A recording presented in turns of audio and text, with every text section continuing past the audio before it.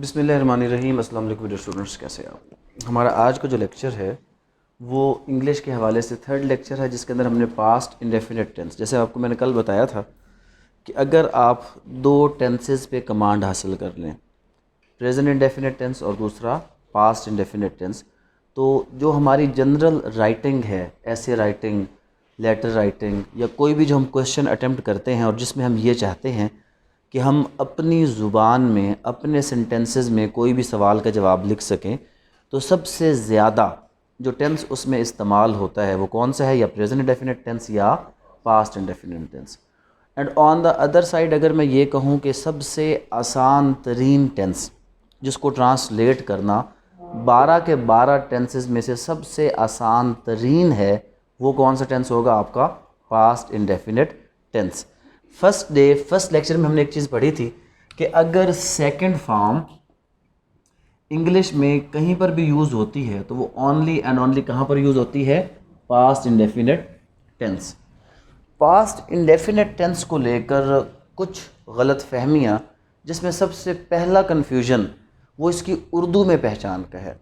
असल में इसकी उर्दू में दो पहचान है, जिसकी वजह से अक्सर लोग इसको मिक्सअप कर जाते हैं। इसकी एक तो वो पहचान जो हमने हमेशा पढ़ी कि उर्दू फ़िक्रे के आखिर में अलिफ छोटी है या बड़ी है, जैसे कि क्या है? सोया, खाया, खेली, आए। जब उर्दू फ़िक्रे के आखिर में ये आए तो हम कहते हैं कि ये किसकी पहचान है? पास्ट इंडेफिनिट टेंस की। लेकिन इसकी जो दूसरी पहचान है वो ये भी है, ता, था, ती, थी और ते, थे। दो तरह से हम इसको इस्तेमाल कर सकते हैं। वो पढ़ाई करता था, वो क्रिकेट खेला करता था, या वो क्रिकेट खेला, दोनों की ट्रांसलेशन एक ही होगी और दोनों के दोनों किस तरह यूज़ होंगे? पास्ट इंडेफिनिट टेंस के हवाले से यूज़ होते हैं। तो इसकी जो निशानियां हैं, एक तो इसकी निशानियां होगी दो। आज और आने वाली हर क्लास हम कोशिश करेंगे कि हम नो डाउट बेसिक को ही इम्प्रूव करें, लेकिन सिर्फ टेंसेस का मतलब टेंसेस की तरफ लेकर ना चलें। जैसे आज हम थोड़ा सा एक चेंज ला रहे हैं। वो चेंज क्या है? वो चेंज बेसिकली ये है कि जो इसकी आज हमने प्रैक्टिस करनी है और जो हमारा प्रैक्टिस टेस्ट है उसमें मैंने आज एक चीज़ ऐड की है, कल उसमें इंशाल्लाह दो चीज़ें ऐड हो जाएंगी। आज एक चीज़ क्या ऐड की है मैंने कि जो आपको मैंने एक्सरसाइज देनी है इंग्लिश से उर्दू की, उसमें आपने दो चीज़ें करनी हैं। पहले उसमें इंग्लिश ग्रामेटिकल एरर्स जो मौजूद हैं वो रिमूव करने हैं। तो हमारी साथ साथ प्रैक्टिस स्टार्ट हो जाएगी। आप सब लोगों को पता है कि हमारे एग्ज़ाम्स में एक क्वेश्चन आता है करेक्शन का। अब वो करेक्शन किस तरह की जाए, हमने सिर्फ करेक्शन करनी नहीं है, उसका रूल भी जहन में रखना है, वो करेक्शन भी करनी है और इंग्लिश को उर्दू में ट्रांसलेट भी करना है। ऑन द अदर साइड जब हम उर्दू से इंग्लिश में चलेंगे तो हमने उसमें क्या चीज़ें ऐड करनी है? दो चीज़ें ऐड, कुछ मैंने आज ऐड किया है। यूज़ ऑफ प्रेपोजिशन ऐड करना है और यूज़ ऑफ ईडियम्स। ये दो चीज़ें हमने उर्दू से इंग्लिश के लिए, और इंग्लिश से उर्दू में हम क्या ऐड करेंगे अपने साथ? ग्रामेटिकल एरर्स, उनकी करेक्शन ऐड करेंगे। तो आज जो आपको टेस्ट मिलेगा उसमें ये कुछ चीज़ें ऐड हैं। तो आपने टेस्ट जब करना मैं आपको समझा दूंगा, आपने अभी इसलिए तवज्जो से सुने।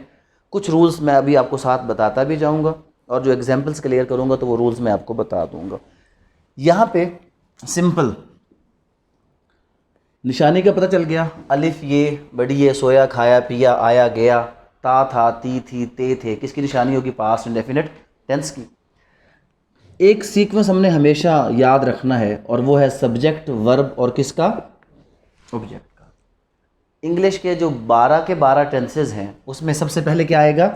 सब्जेक्ट, उसके बाद क्या आएगा? वर्ब, और उसके बाद क्या आएगा? ऑब्जेक्ट।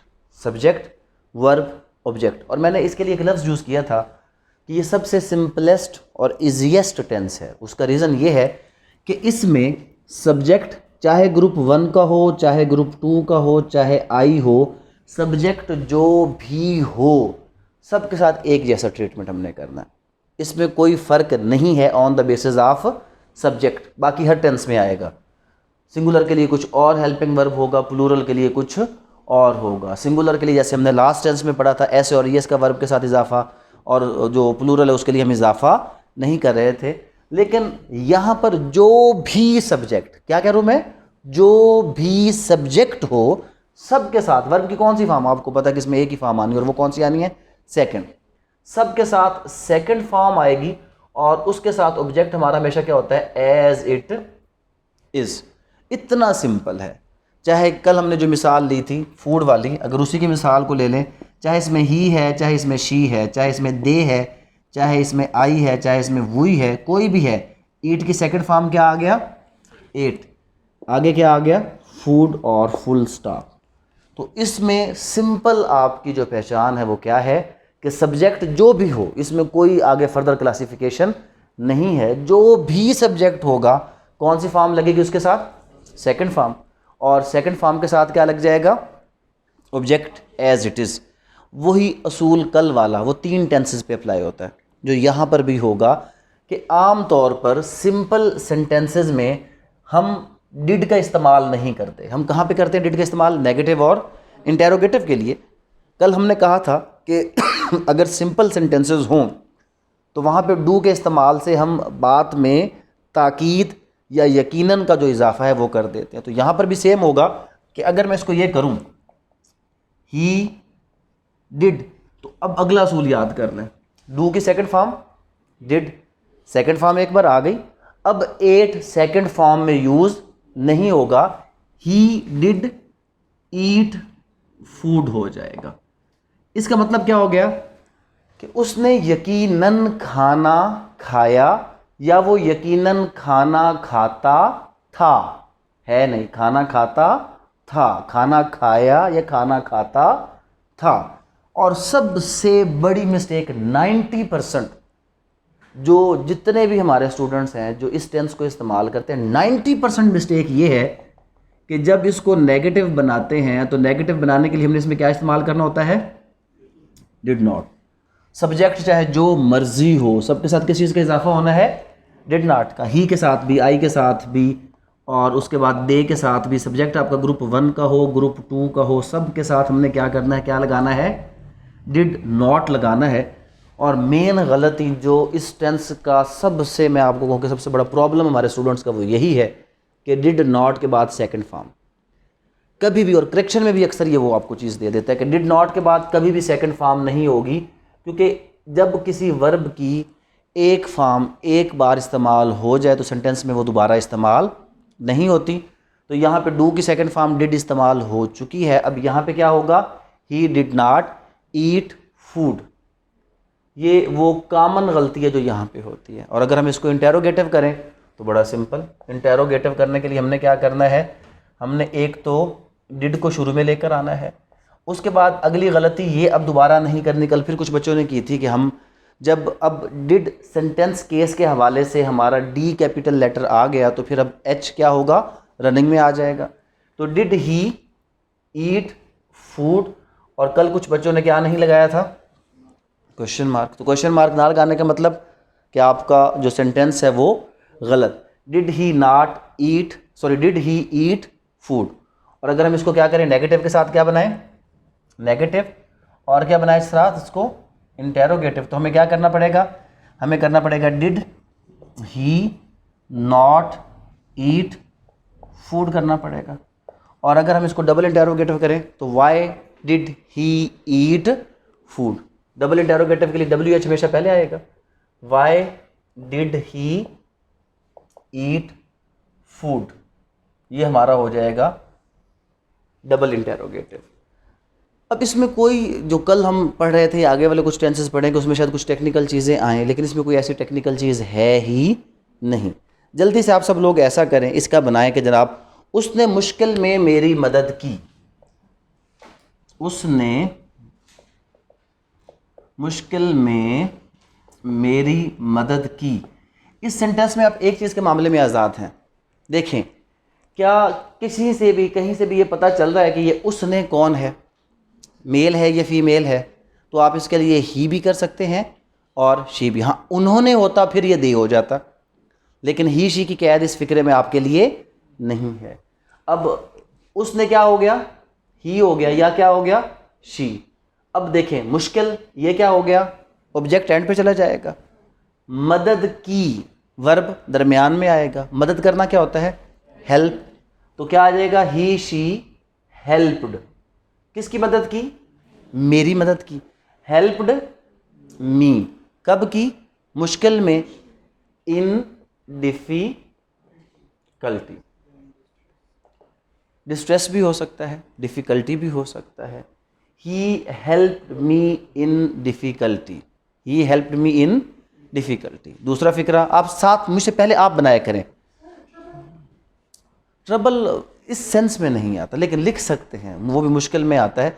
अल्फाज एक लफ्ज़ के 100 मतलब हो सकते हैं। आप कोई भी उसका जो सिनोनिम है वो आप लिख सकते हैं, सिमिलर वर्ड्स लिखे जा सकते हैं, इसमें कोई इतनी कैद नहीं है।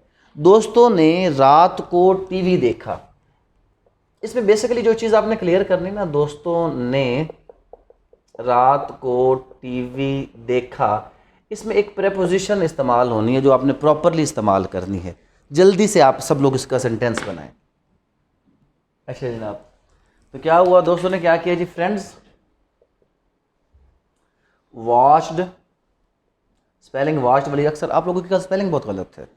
स्पेलिंग अपना देखा करें, और स्पेलिंग जो बेहतर बनाने का तरीका यही है कि या तो आप किसी लफ्ज़ को ब्रेक कर दें या शुरू में देख कर लिखें, दोनों तरह से आपके स्पेलिंग्स ठीक हो जाएंगे। Friends watched TV at night. जल्दी से दूसरा बनाया जनाब। माली ने क्या किया? माली ने पौधों को पानी नहीं दिया। माली ने पौधों को पानी नहीं दिया।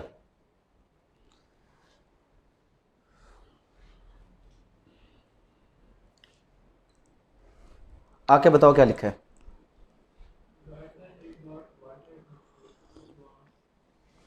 तुमने क्या लिखा है?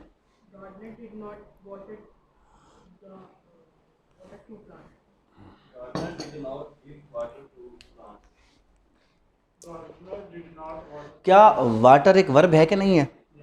वाटर वर्ब भी है, तो गिव लगाने की ज़रूरत इसके साथ। वाटर वाटर्ड वाटर्ड, तो जब वर्ब है the gardener did not water the plants. अच्छा एक आखिरी फिक्रा लिखे फिर आगे चलते हैं। वो मुझसे नाराज़ हो गई। वो मुझसे नाराज़ हो गई। जल्दी से लिखें। इसमें प्रेपोजिशन एक इस्तेमाल होनी है जो करेक्ट इस्तेमाल करेंगे। वो मुझसे नाराज़ हो गई। लिख लिया? क्या लिखा है सहर? आमना? सोनिया? पढ़ दो ना, क्या लिखा है? जो लिखा है क्या लिखा है? Angry to me, to me, at me, to me, at me, to me, सारे गलत। सहर ठीक थी। इसमें यही चीज़ जहन में रख लें कि जब इंसान हो ना, इंसान और दोनों इंसान हैं, ठीक है, तो वहाँ पे जो आप प्रेपोजिशन लगाएंगे वो विद लगाएंगे। मेन चीज़ यही इस पर समझानी थी। शी गॉट एंग्री, इसमें एक प्रेपोजिशन का इस्तेमाल आप जहन में रख लें। She got angry with me. इसमें जो मेन चीज़ आपको इस फिक्रे में समझानी है वो ये है कि विद और to, agree to, agree with, angry to, angry with. With और टू का जो इस्तेमाल जो होगा, जब दो एक जैसी चीज़ें, यानी कि दो इंसान हैं, अगर मैं आपको कोई बात करूं और आप उससे एग्री करें, तो आप क्या करेंगे? अगर मैं लोगों की बात, आप में से किसी की मिसाल उठा लो, अगर मैं मोहसिन का नाम लूं, तो मोहसिन क्या होगा? वो एग्री विद उमर होगा। मोहसिन एग्री विद उमर होगा, लेकिन Mohsin agree to decision of Umar होगा। अगर डिसीजन ऑफ उमर है, ऑर्डर ऑफ उमर है, सजेशन ऑफ उमर है, तो वहाँ पे क्या आ जाएगा? एग्री टू हो जाएगा। और अगर दोनों लोग हैं, इंसान है, तो फिर क्या हो जाएगा?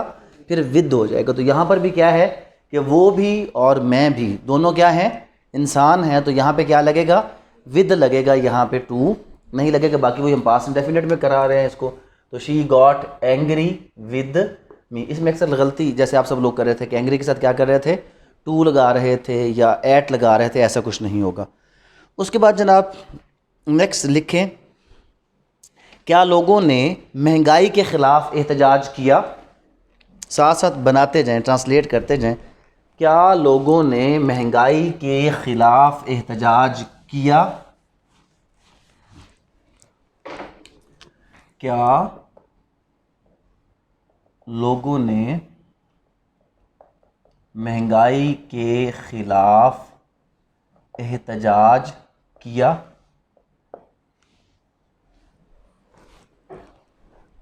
और अगर मैं इसमें इजाफा करूं, दो फिक्रे बनाएं, क्या लोगों ने, और एक फिक्र आपने बनाना है क्या गरीब लोगों ने। तो इससे कोई फ़र्क पड़ेगा या नहीं पड़ेगा, लोगों ने और गरीब लोगों ने।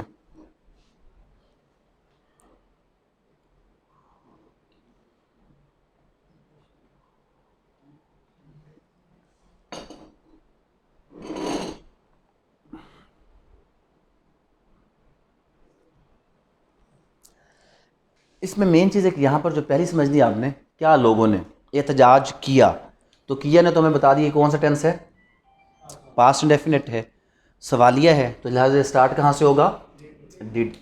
अब इसमें जो असल है ना, लोग और उसके बाद क्या है, गरीब लोग। लोग पीपल, और पीपल की जमा भी क्या होता है, पीपल। तो इसमें पीपल्स अगर कोई लिख रहा है तो वो गलत है, पीपल की जमा पीपल। अब डिड आ गया तो एहतजाज के लिए क्या लफ्ज़ यूज़ हो जाएगा, फर्स्ट फॉर्म, और क्या आ जाएगा, प्रोटेस्ट। उसके बाद खिलाफ, अगेंस्ट। यहाँ पे इन्फ्लेशन का लफ्ज़ ज़्यादातर लोग लिख रहे हैं, लेकिन डेयरनेस ज़्यादा बेहतर सूटेबल लफ्ज़ इसके लिए क्या है, डेयरनेस। लेकिन इन्फ्लेशन भी किसी ने लिखा है तो वो ठीक है। अब इसमें अगली चीज़ ये है कि अब इसको गरीब लोग अगर हम करेंगे तो इसका जो बेस्ट स्ट्रक्चर होगा, तो डिड पुअर आ जाएगा, पुअर के साथ हम फिर पीपल नहीं लगाएंगे। लेकिन समटाइम्स पुअर पीपल भी लिख दिया जाता है, लेकिन सूटेबल ये है ग्रामेटिकली कि आप पुअर के साथ पीपल का आगे इजाफा ना करें। Did poor protest against dearness, तो ये इसका मतलब ही यही है, गरीब लोग। पुअर ज़्यादा भी होंगे तो क्या होगा, पुअर की जमा भी पुअर होगी, तो डिड पुअर प्रोटेस्ट अगेंस्ट। इसमें अगली गलती आप ये करते हैं कि प्रोटेस्ट को क्या कर देते हैं, प्रोटेस्टेड। डिड के साथ आपको प्रोटेस्टेड करने की ज़रूरत नहीं है। उसके बाद नेक्स्ट है, मेरी माँ ख़रीदारी के लिए इस मार्केट में आई। मेरी माँ ख़रीदारी के लिए इस मार्केट में आई। अब यहाँ पे सब्जेक्ट कौन है, मेरी माँ। तो मेरी माँ के लिए क्या हो जाएगा, माई मदर। किसके लिए आई है जनाब, ख़रीदारी के लिए। कहाँ पे आई है, कहाँ पे आई है, इस मार्केट। आई किसके लिए है, ख़रीदारी। और क्या हो गया, में आई। अब यहाँ पे एक बनाए सब लोग, जल्दी से बनाए, बनाए बनाए बनाए सब लोग बनाए, और मुझे बोल के बताएं भी सही, एक दो बंदे बताएं। इन दिस मार्केट, सबने सेम लिखा है, किसी ने चेंज भी किया है।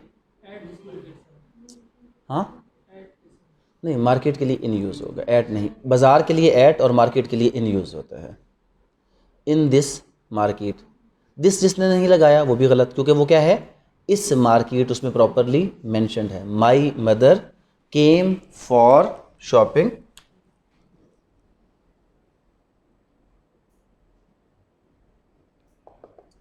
इन दिस मार्केट।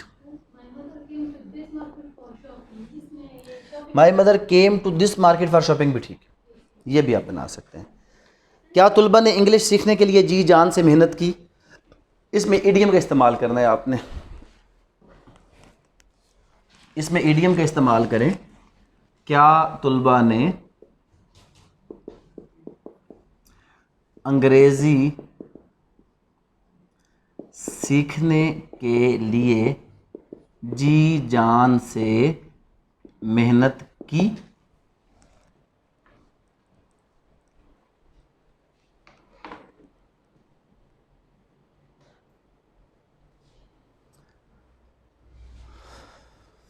अहमद क्या लिखा है,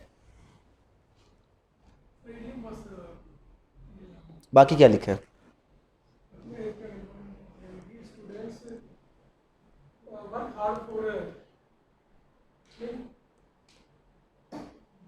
आपने क्या लिखा है? वो जो पीछे बैठे हैं, क्या लिखा है आपने?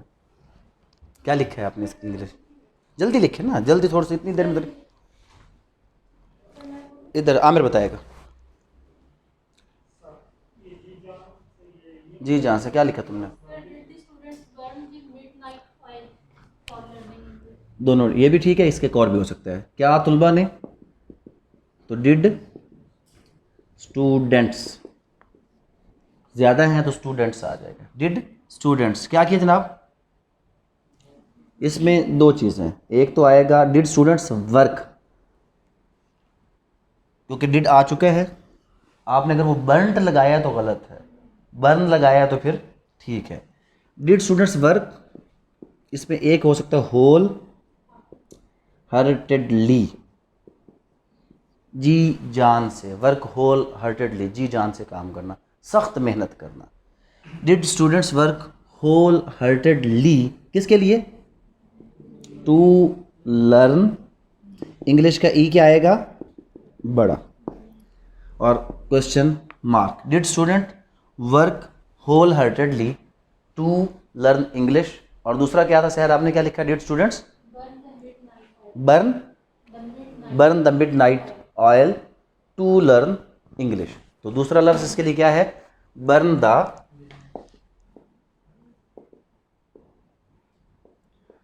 Mid night oil. लास्ट एक इसका करें जनाब, फिर उसके बाद हम दूसरे उसकी तरफ चले जाएंगे। क्या वो अपनी जान बचाने के लिए भाग खड़ा हुआ? क्या वो अपनी जान बचाने के लिए भाग खड़ा हुआ?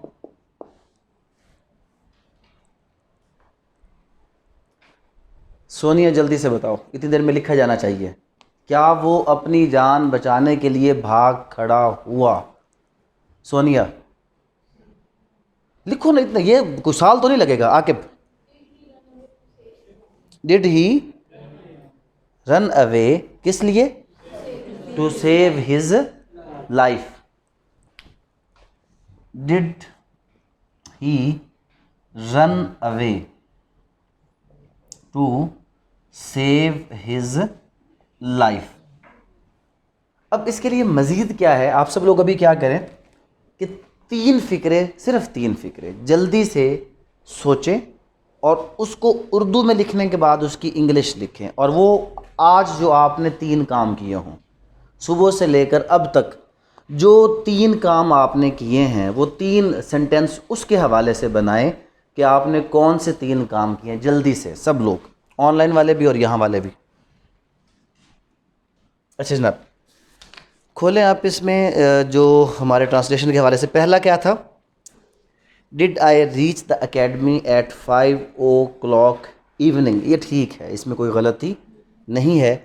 क्या मैं शाम 5 बजे अकेडमी पहुंचा? क्या मैं शाम 5 बजे अकेडमी पहुंचा? अब आगे वाले से असूल कुछ हैं, और वो असूल क्या हैं वो गौर से देखते जाएं और अपनी करेक्शन भी करते जाएं। दूसरा क्या सेंटेंस थे साहब? ऑल दो इट वाज रेनिंग, ये है जनाब। दूसरा है ऑल दो इट वाज रेनिंग बट, आपने क्या किया फिर भी? We went to academy. अब इसमें जो बेसिक, हमजा बात नहीं करो यार, इसमें जो बेसिक करेक्शन है जो आपको सिखानी है वो ये है, इसका रिलेशन इसके साथ। जब किसी सेंटेंस में आल दो आ जाए तो उसमें बट नहीं आता। ये जो प्रिंसिपल आपने याद रखना है, वो प्रिंसिपल क्या है? किसी भी अगर सेंटेंस में क्या आ जाए, आल दो, तो वहाँ पे बट नहीं आएगा। इस बट की जगह फिर क्या होगा? इस बट की जगह कॉमा आ जाएगा। Although it was raining we went to academy. अगरचा के चूंकि दोनों लफ्ज़ किसने लिखे हैं तो ठीक है। चूंकि या अगरचा के ज़्यादा बेहतर है, अगरचा के बारिश हो रही थी, अगरचा के बारिश हो रही थी फिर भी हम एकेडमी गए। इससे हटकर जिसने भी लिखा है वो गलत। मगर भी ठीक है, लगा सकते हैं। फिर भी, मगर, लेकिन सब ठीक कर दें। लेकिन जिसकी ये वाली गलती, जिसने बट को कॉमा में चेंज नहीं किया, तो फिक्रा फिर भी गलत होगा। अब इससे आपको एक वो कानून शहादत ऑर्डर की एक मिसाल में अगर आपको समझा दूं, अगर किसी को एक आर्टिकल याद हो जहां पर हमने ये पढ़ा था कि अगर कोई इम्प्रॉपर एडमिशन या रिजेक्शन ऑफ एविडेंस हो जाए और ये कहा जाए कि जी अगर वो एविडेंस पेश कर भी दिया जाता तो उससे कोई ख़ास फ़र्क नहीं पड़ना था, तो उससे मुकदमे पे फ़र्क नहीं पड़ता।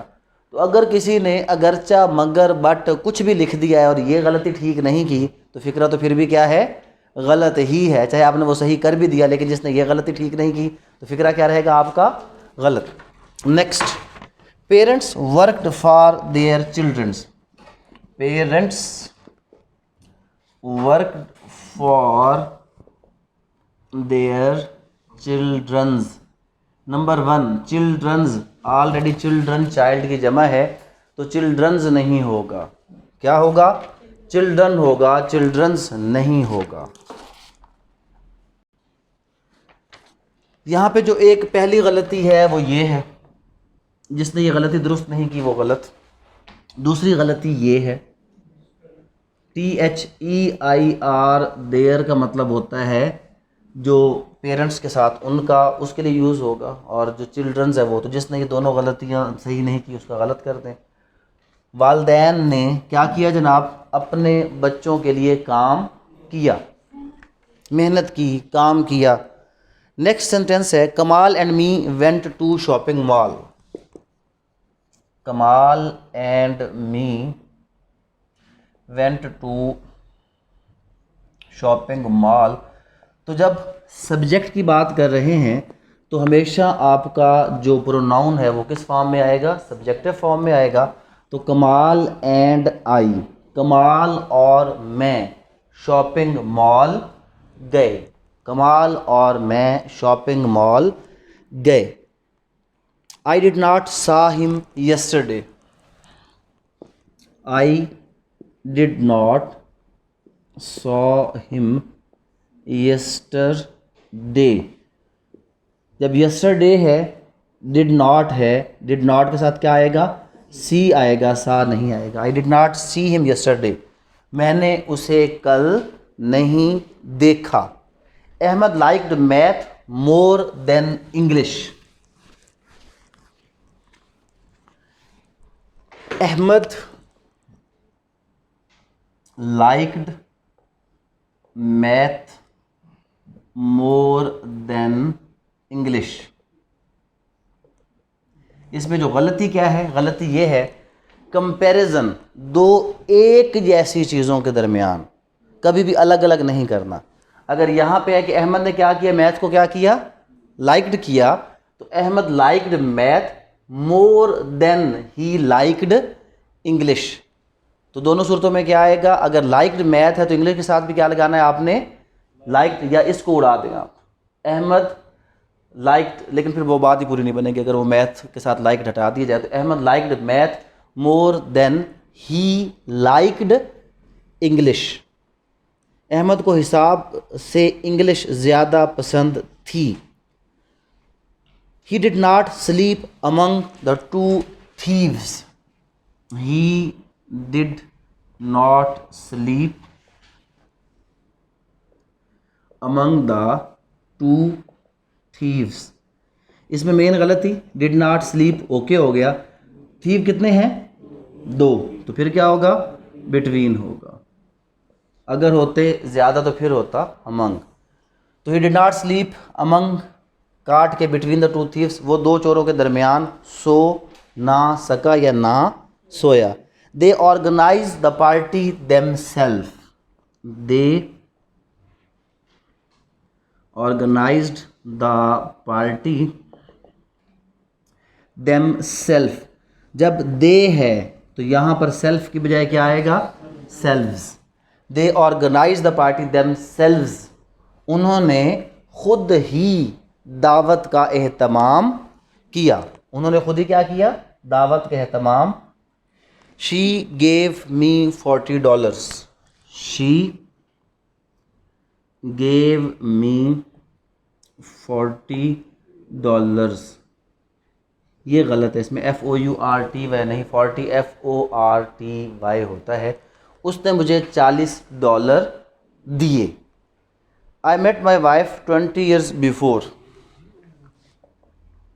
आई met my wife 20 years before. अब ये बात माजी की है, वो 20 साल पहले मिला था। अगर पॉइंट ऑफ टाइम आज से 20 साल पहले की बात है तो यहाँ पे क्या आएगा? अगो। और अगर कोई फ्यूचर इवेंट है, आप फ्यूचर इवेंट से कुछ काम पहले कर ले तो फिर बिफोर आता है। अगर कोई चीज़ अभी आगे आनी है, कोई इवेंट आगे आना है कि मैं आपसे मिलूँगा, अगर फ्यूचर में आप चले जाएं, ठीक है, I shall meet you 5 days before the Eid. Future में आप बिफोर यूज़ करेंगे और पास्ट में क्या यूज़ करेंगे? आप अगो यूज़ करेंगे। तो यहाँ पर एक गलती ये है कि क्योंकि मेट पास्ट में है तो पास्ट में आपने क्या करना है? अगो। और अगर हम फ्यूचर की मिसाल ले लें कि मैं आपको क्या करूँगा? मैं आपको ईद से पहले मिलूँगा, है पहले, वो 20 साल पहले मिला। उर्दू में दोनों पहले हैं, लेकिन फ़र्क क्या है? पास्ट में क्या आएगा? अगो, और फ्यूचर में क्या आएगा? बिफोर। तो क्या हो गया जनाब? जी, क्या चीज़? 20 years।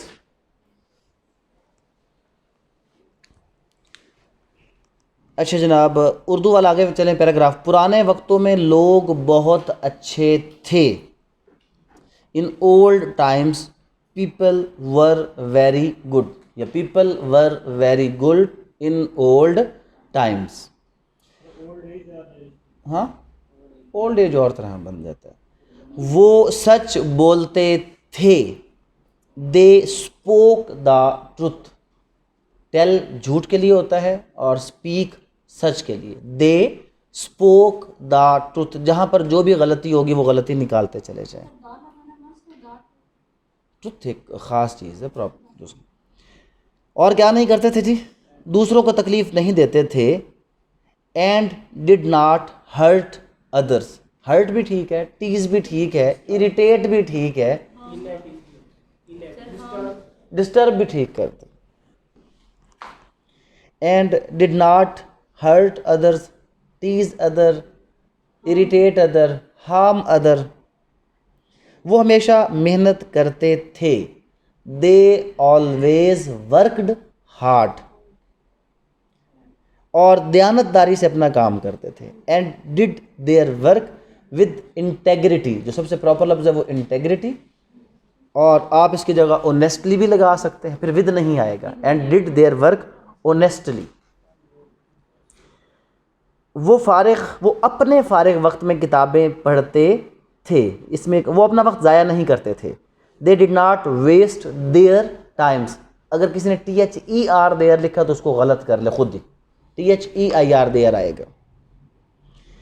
वो अपने फारिग वक्त में किताबें पढ़ते थे। They read books. वैसे स्पेलिंग सेम है लेकिन पढ़ने में read, read, read. They read books in their spare time. Layer time, spare time, idle time कह सकते हैं, फिर भी ठीक है। फ्री टाइम भी कर दें, सही है। स्टडी में हर चीज़ शामिल हो जाती है, पढ़ना लिखना सब कुछ आ जाता है, वो तालीम हासिल करने के मानों में आता है। उसके बाद वो लोग बदगुमानी और अकरबा परवरी जैसी मुआशरती बुराइयों से बहुत दूर थे। They were far away from social evils like nepotism and corruption. वो अपने मकासद को हासिल करने में कोई कसर उठा ना रखते थे। दे दो तरह से इसका हो सकता है। They left no stones unturned, या they did not leave any stone unturned to achieve their goals. यहाँ पे लीव स्टोन्स अनटर्न्ड, कोई कसर उठा ना रखना, ये इसका आएगा। जल्दी से आप इस पर अपने नंबर लगाएं। जिसने जहाँ पर नीचे वाले फ़िक्रे हैं, जिसकी सिंगल भी गलती है वो ज़ीरो भी मार्किंग करेगा, तो ईमानदारी के साथ होनी चाहिए। कोई इसमें आपको वो सज़ा वगैरह नहीं है। सिर्फ आप देखें, आप जब तक इस इंग्लिश में इस बेसिक लेवल पे ज़ीरो एरर अचीव नहीं करते, इंग्लिश बेहतर नहीं होगी। यहाँ पे अगर आप कहें कि जी सर वो थोड़ी सी ही तो गलती हुई है, इतनी बेसिक इंग्लिश में थोड़ी सी गलती भी एक्सेप्टेबल नहीं है। आप ये थोड़ी सी गलतियाँ निकालेंगे, आगे चीज़ें खुद ब खुद क्या हो जाएंगी, बेहतर। अब आपको पता तो किसी चीज़ का नहीं चला होगा कि आज हमने क्या किया।